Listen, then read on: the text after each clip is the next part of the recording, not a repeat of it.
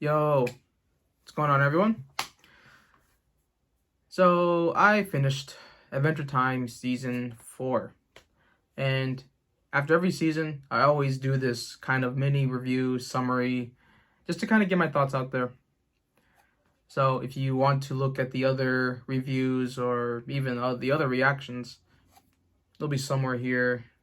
I don't know, YouTube stuff. Before we get into it, let's talk about a little bit of the previous season to see how that transitions into season 4.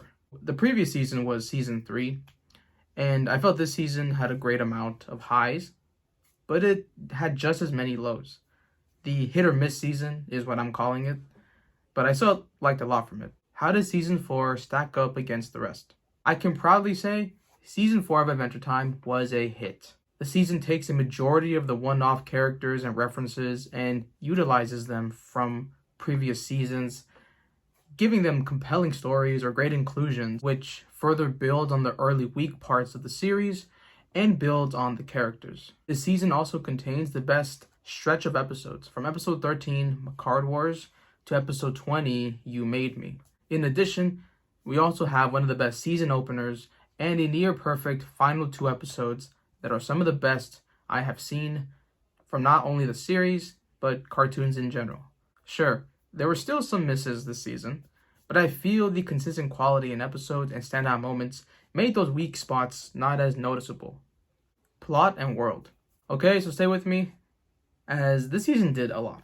So we had Fire Princess conclusion from the cliffhanger ending of season 3, returning of the Nightosphere, Goliad in its interesting Infinity battle and Finn's son, the emotional Princess Cookie that I hope we do see return in some capacity, the Magic Man returning, and even Death reviving a dead Jake, King Worm returning from season 1 and summoning these premonitions and giving a deeper look into Finn's fears and the obstacles, Ricardio returning in a Ghost in the Shell, Akira, Zeke fashion, Rainicorn being pregnant, Lemongrab being a weird stalker again, given a clone, deeper dive and gradual build into Marceline and Ice King's emotional and touching past, and how he forgot about their interactions, and a season finale that left me floored and silent as the Lich fools everyone using Billy, the Enchiridion and its unlocking, and the true power being unleashed that could include dimension hopping,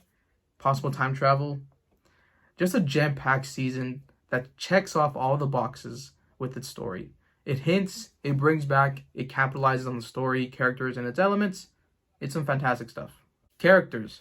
This time around, things are interesting. Fire Princess takes the spot as my character of the season, as I loved her dynamic of being destructive and being in pain when she gets put away or too excited.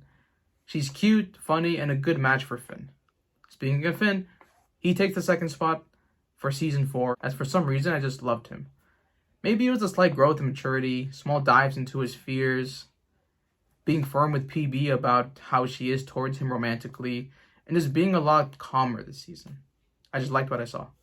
Ice King, he seems to always be there, and it's no surprise with his continued identity. Some funny and creepy episodes, with a sprinkle of his past, seems to be the formula for him, and it works every time.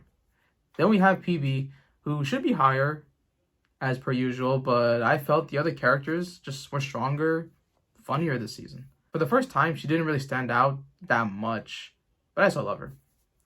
And also, she's not in the wrong for not allowing Finn and Fire Princess to be together. Y'all are dumb.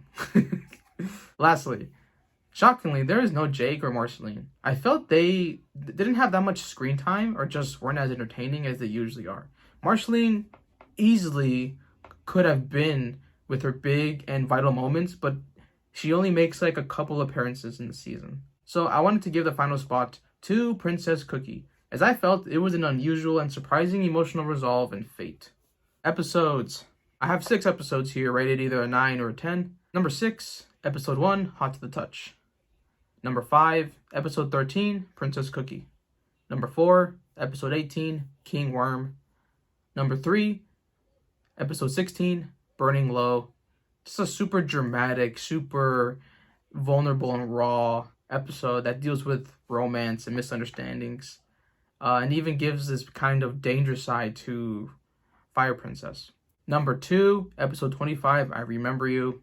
Their first interaction together, and it works beautifully. And just so much is revealed in such an unexpected way. It's really beautiful. And not surprising, at number 1, we have episode 26, The Lich. This episode left me speechless. If you see my reaction to it, I needed time to process what I experienced, and it was just the most flabbergasted I've been from the series and just TV in a long time. So it deserves the praise of being the best episode in the series and one of the best episodes so far. Final overall impressions. This was a season that made me see what this show can become. I love the continuity and callbacks to earlier seasons, especially season 1, as it makes that season not as bad in hindsight. New character interactions, combinations also made this fresh. Even after this, there's so many things unanswered and to look forward to. Crazy ending of season 4. It could be a new dimension or a version of Finn and Jake. Where is the Lich? Is the Enchiridion completely gone? How will Fire Princess and Finn's relationship grow? Is there more to this war that they mentioned? Ice King's memory and involvement in everything?